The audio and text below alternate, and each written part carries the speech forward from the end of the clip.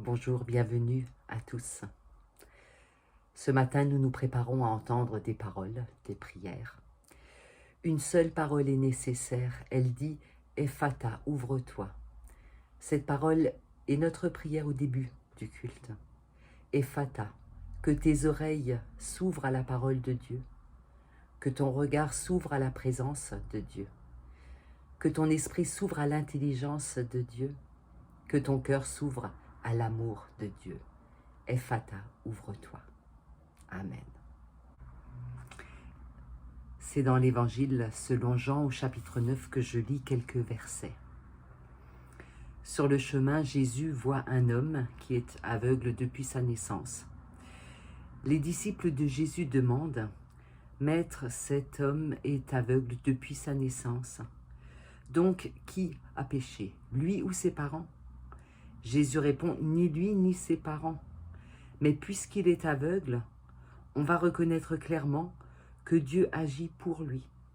Pendant le jour, nous devons accomplir le travail de celui qui m'a envoyé. La nuit arrive et personne ne pourra travailler.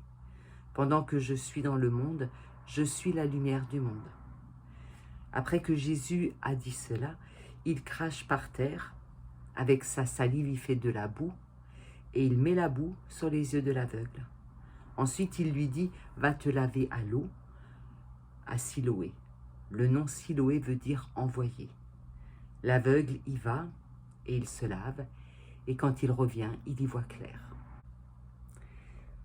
Aujourd'hui, faisons un peu de mathématiques.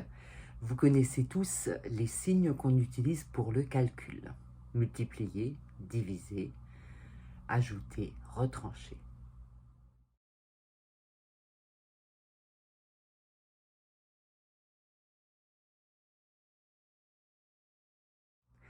Avec ces 4 signes utilisés en mathématiques pour le calcul, on peut relire, je crois, l'histoire de cet homme que Jésus et ses disciples rencontrent ce jour-là au bord du chemin. Vous le savez, l'évangéliste Jean a le don de poser des grandes questions de la vie à partir d'une anecdote, d'une petite question, ici, à partir d'une rencontre qui semble tout à fait banale. Avec cette précision, tout de même, cet homme est aveugle depuis sa naissance qui est répétée. Une seule question de la part des disciples qui va donner lieu à un long développement, et ce développement courra sur tout le chapitre. Alors, à quel signe mathématique pensez-vous quand vous lisez la réaction des disciples quand ils voient cet homme aveugle depuis la naissance? Spontanément, on pense à celui-là. Aux yeux des disciples, cette personne souffre d'un manque. Elle subit ce manque. On lui a retranché quelque chose qui l'empêche d'être un être humain à part entière, un être normal. Mais les disciples ne s'arrêtent pas au signe moins. Ils veulent aller plus loin. Ils veulent comprendre pourquoi cet homme est aveugle, et ce, depuis sa naissance. Il y a là quelque chose qui les interroge.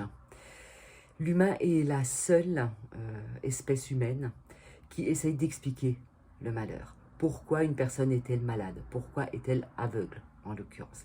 Et très vite, le réflexe humain, c'est de caler dans cet inconnu, dans ce qu'on ne peut pas expliquer, l'action d'une divinité. On se dit, c'est Dieu qui l'a voulu. Et comme c'est une épreuve, la cécité ou autre chose, la maladie, on se dit qu'en fait, c'est une punition. L'humain doit expier quelque chose. Il a forcément fait quelque chose de travers pour mériter ce handicap, le fait qu'il soit atteint dans son corps. Et très vite, on ajoute le concept de faute. On se dit que c'est Dieu qui l'a voulu, qui a envoyé cette épreuve à la personne parce qu'elle l'a méritée. Les disciples, comme bien des personnes autour de nous, comme nous peut-être aussi, ajoutent à ce signe du moins, à ce signe négatif, un autre signe mathématique, celui de la division. Les disciples divisent qui a fauté, qui a fait l'erreur, qui a commis cet acte, dit cette parole, qui a apporté cette difficulté dans sa vie. Est-ce que c'est lui? Est-ce que ses parents? quelqu'un a en tout cas forcément fait quelque chose qui mérite ce châtiment. C'est le calcul des disciples, un moins et puis un divisé. Pas besoin d'être un génie des mathématiques pour comprendre que le résultat de cette réflexion n'est pas très positif. Et puis arrive très vite la réponse de Jésus. Est-ce que vous l'avez bien entendu? Il dit clairement, ni lui, ni ses parents, ni l'un ni l'autre. C'est pour que les œuvres de Dieu se manifestent en lui.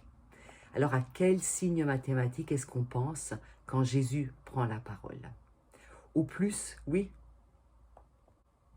Jésus affirme sans équivoque, sans aucune équivoque, que cette recherche de culpabilité, de fautif, est hors jeu. C'est pas comme ça que ça marche. Ni lui, ni ses parents, personne n'est responsable. Désormais, aucun chrétien ne peut comprendre la maladie, quelle qu'elle soit, comme la main de Dieu qui s'abat sur la personne. Aucun chrétien ne peut voir dans la maladie ou dans le handicap un retour de bâton, une punition. Et je crois qu'il faut qu'on entende cette affirmation catégorique telle que Jean nous la rapporte. Personne n'est responsable, personne n'est coupable de ce qui lui arrive. Personne ne mérite d'être malade ou handicapé. Et Jésus affirme même que cette personne, cet homme malade dans cette histoire, apporte un plus. C'est par lui que l'action de Dieu va être révélée, qu'elle va être manifestée. Les œuvres de Dieu vont être visibles grâce à lui. C'est une affirmation extraordinaire que Jésus fait là. Là où les disciples seraient passés à côté en le regardant vite fait, Jésus inclut l'homme aveugle dans leur histoire et fait de lui un personnage plus qu'actif, celui qui parle de Dieu. Et la suite du chapitre va vraiment nous montrer ça. Il va être au centre de tout le développement. Jésus en est quasiment un personnage secondaire. Lisez le reste du chapitre chez vous. Vous verrez ces allers-retours entre les témoins, l'homme aveugle, les parents de l'homme aveugle, les autorités. Et c'est vraiment lui qui est au centre. Preuve de ce que Jésus annonce à ce moment-là. Un homme à qui il manque quelque chose, sur lequel on se pose de sérieuses questions sur sa moralité ou sur sa relation à Dieu, c'est lui qui va être le personnage clé de l'histoire. Les personnes en situation de handicap ne sont pas un moins parce qu'ils sont à la charge de la société ou à charge de leur famille ou parce qu'ils sont une contrainte permanente. Ils sont un plus aux yeux de Dieu. Mais plus encore, ils utilisent un autre signe. Ils utilisent le multiplier. Ce signe de la multiplication, je crois que c'est précisément celui-là que Jésus développe dans ce texte, à la faveur de la rencontre avec un aveugle né. La présence de cet homme en particulier et de toutes les personnes qui sont en situation de handicap fait germer en nous, aux personnes qui les côtoient, des qualités, des ressources, des aptitudes qu'on n'imaginait pas avant de les voir s'épanouir à leur contact. D'abord, par leur existence seule, les personnes en situation de handicap nous interrogent sur le fantasme de l'homme complet, de l'homme idéal et parfait, de l'humain idéal et parfait. Il n'existe pas cet homme-là. Eux le montrent davantage, mais en définitive, qui peut se prétendre complet, qui peut se prétendre parfait et idéal sans faute? Côtoyer des personnes en situation de handicap ne laisse pas indifférent. Au contraire, ça change, ça nous transforme, ça nous fait évoluer, ça nous révèle autre chose en nous, autre chose en eux. Et en définitive, ça multiplie notre humanité. C'est un plus extraordinaire de les connaître et à leur contact, une façon de multiplier la vie. Ils nous apprennent à être véritablement humains comme Dieu l'a voulu pour nous dès le début. Nous prions. Père, sans ton évangile, nous sommes dans la cécité et la confusion. Nous prêtons attention à ce qui brille, à ce qui est haut placé, à ce qui fait du bruit, alors que toi tu nous invites à retenir ce qui est vrai, ce qui est discret, ce qui est silencieux.